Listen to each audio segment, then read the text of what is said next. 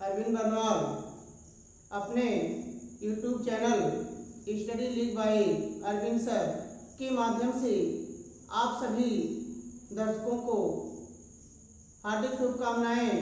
आज मैं अपने चैनल के माध्यम से मैथ का टॉपिक जिसका शीर्षक है अंकगणित की आधारभूत प्रमेय लेकर आ रहा हूं तथा इससे संबंधित प्रश्न अभाज्य गुणनखंड विधि द्वारा मस लस पदों को लेकर आ रहा हूं। इसे आप ध्यान से समझें, लाइक करें, शेयर करें तथा सब्सक्राइब करना न भूलें।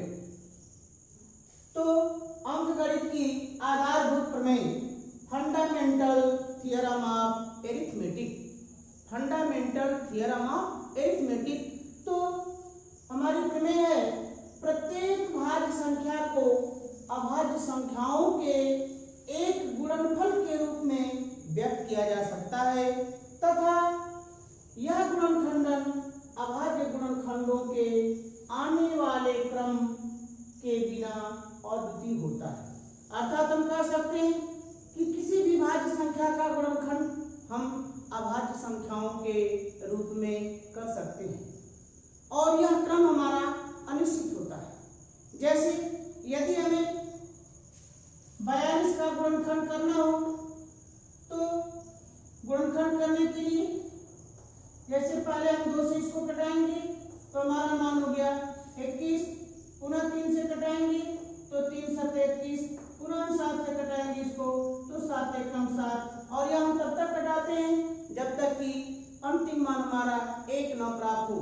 तो 42 के अभाज्य गुणनखंड 42 बराबर हम लिख सकते हैं 2 गुणे 3 गुणे 7। इस प्रकार जो हम अभाज्य संख्याओं के गुणनफल के रूप में भाज्य संख्या का मान प्राप्त करते हैं, यह अंकगणित की फंडामेंटल थ्योरम से संबंधित है।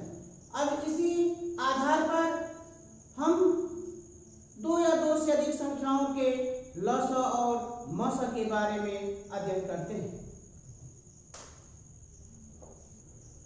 तो हमारा प्रश्न है कि 156 तथा 140 को अभाज्य गुणनखंडों के गुणनफल के रूप में व्यक्त कीजिए।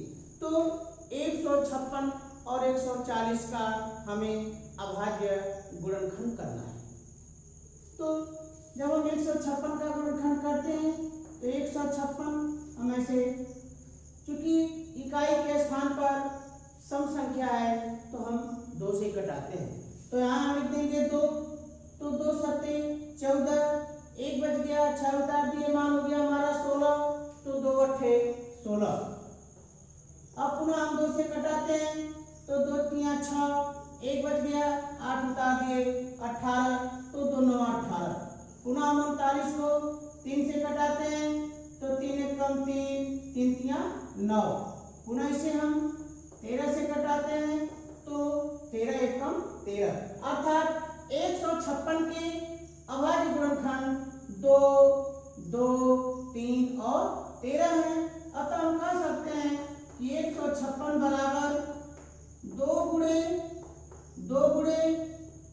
3 गुणे 13, यह हमारा 156 का अभाज्य गुणनखंडों के रूप में गुणनफल होगा। अब उसी प्रकार जब हमको 140 का करना हो तो 140, चूंकि इसके इकाई के स्थान पर 0 है तो 140 भी 2 से पूर्णतया विभाजित होगा।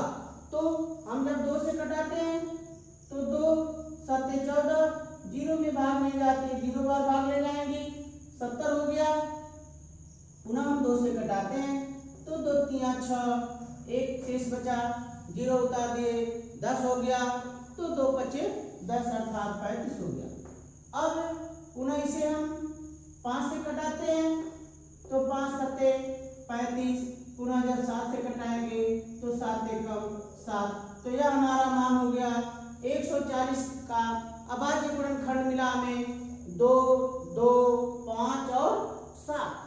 तो 140 को अभाज्य गुणनखंड के रूप में हम इस प्रकार लिख सकते हैं कि 140 बराबर 2 गुणे 2 गुणे 5 गुणे 7, यह हमारा 140 का अभाज्य गुणनखंड के रूप में गुणनफल होगा।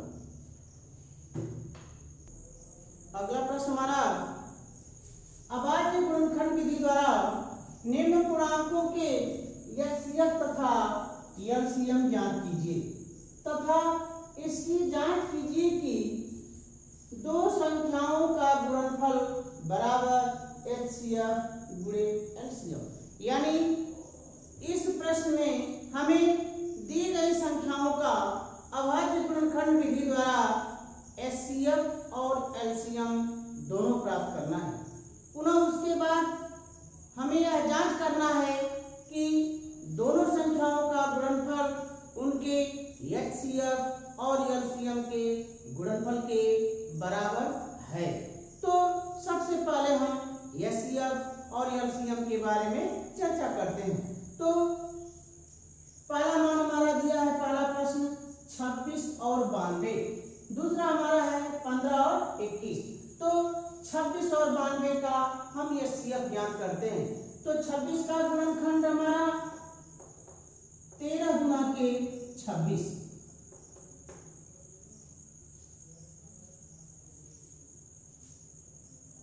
अब 92, तो 92 का गुणनखंड हमारा 46 गुना के 92, तो 2 गुना के 4, 23 चौक के 92, यह हो गया मान हमारा। अब हम मौसा जब लेते हैं तो इनके अभाज्य गुणनखंडों में जो कॉमन गुणनखंड होते हैं वही हमारे अभिष्ट मौसा के मान होंगे। तो मौसा बराबर या एचसीएफ बराबर, तो यह हमारा 2, यह दोनों में कॉमन है। जब यह दोनों में कॉमन है तो हमारा अभिष्ट मौसा 2 होगा।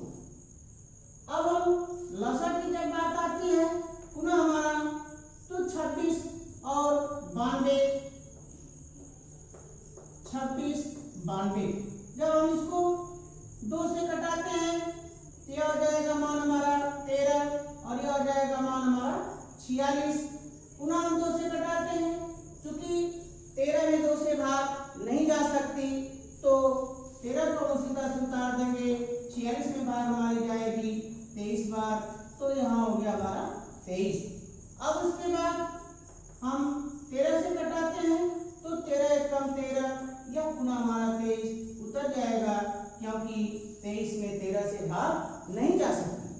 अब हम 23 से कटाते हैं तो 1 उतर गया और 23 एकम 23। अब हमारा लसा, तो लसा बराबर मान हो गया हमारा 2 गुणे 2 गुणे 13 गुणे 23, तो 2 गुणे 2 गुणे 13 गुणे 23, यह मान हो गया हमारा 2 गुना के 4 और 13 चौक के 52। अब 52 में हम 23 से गुणा करेंगे तो 23 गुना के 46, 23 गुना 46, 6 लिख देंगे, हासिल हमारा 4 हुआ।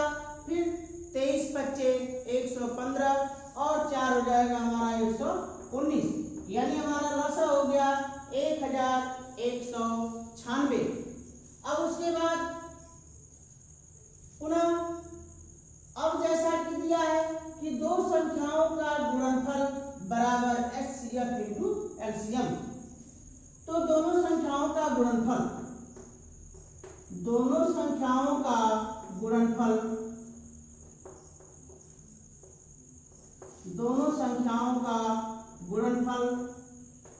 यह दोनों संख्याएं हमारी हैं 26 और 92, 26 और 92, तो गुणा कर देंगे 26 गुणे 92।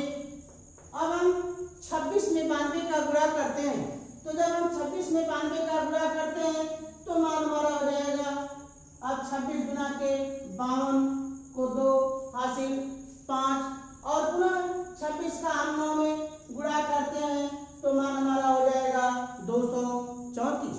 और जब 39। अर्थात 26 में जब हम 92 का गुणा करते हैं तो हमारा गुणनफल प्राप्त होता है 2392।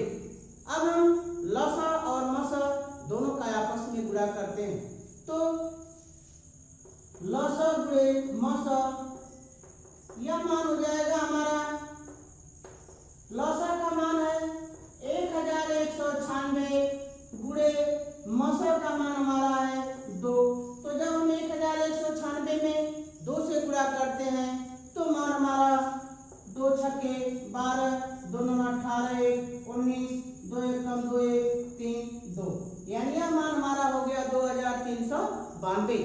चूंकि 2392 दोनों संख्याओं का गुणनफल प्राप्त हुआ और 2392 हमारा लसा और मसा का भी मान प्राप्त हुआ, तो हम कह सकते हैं कि दोनों संख्याओं का गुणनफल लसा और मसा के गुणनफल के बराबर है। अतः लसा गुणे मसा, लसा गुणे मसा बराबर दोनों संख्याओं का गुणनफल, दोनों संख्याओं का गुणनफल।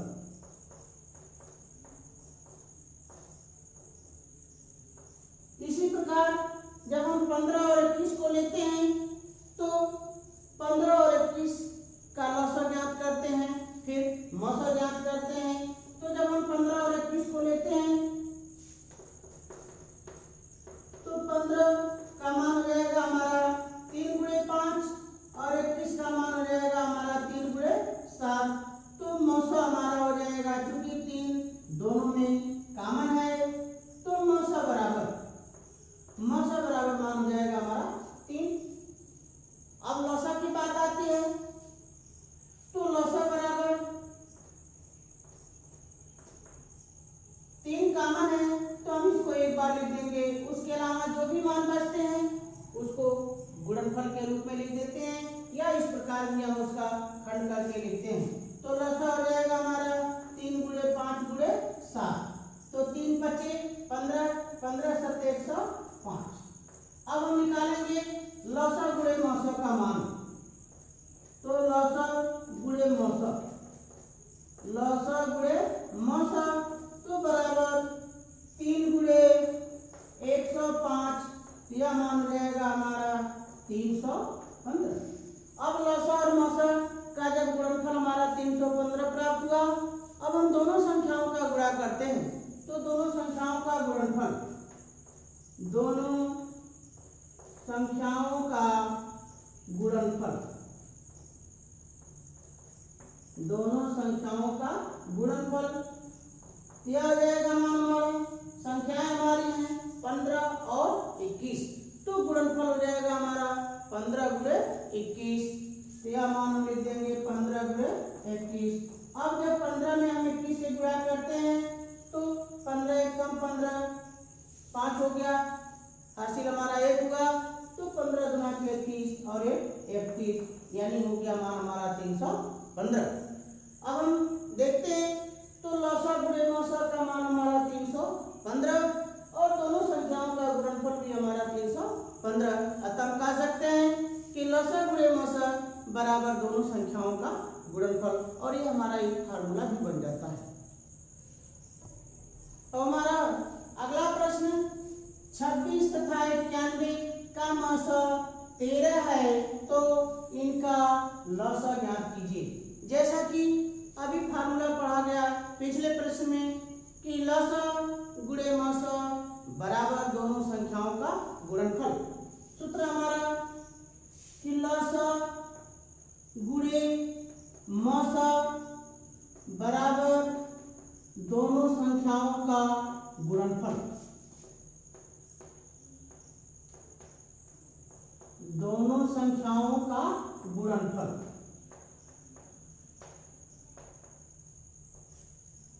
अब हमें लसा ज्ञात करना है तो सूत्र हमारा आ जाएगा कि लसा बराबर दोनों संख्याओं का गुणनफल,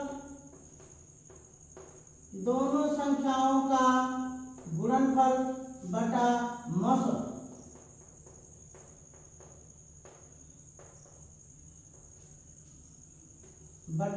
मौसम। क्योंकि दोनों संख्याएं हमारी हैं 26 और 91, तो दोनों संख्याओं का गुणनफल अर्थात 26 गुणे 91 बटा इनका मौसा दिया है 13, तो बटा हो जाएगा 13, अर्थात 26 का 91 में गुणा करके 13 से भाग देंगे, जो मान प्राप्त होगा वही हमारा अभिष्ट लौसव होगा इन संख्याओं का।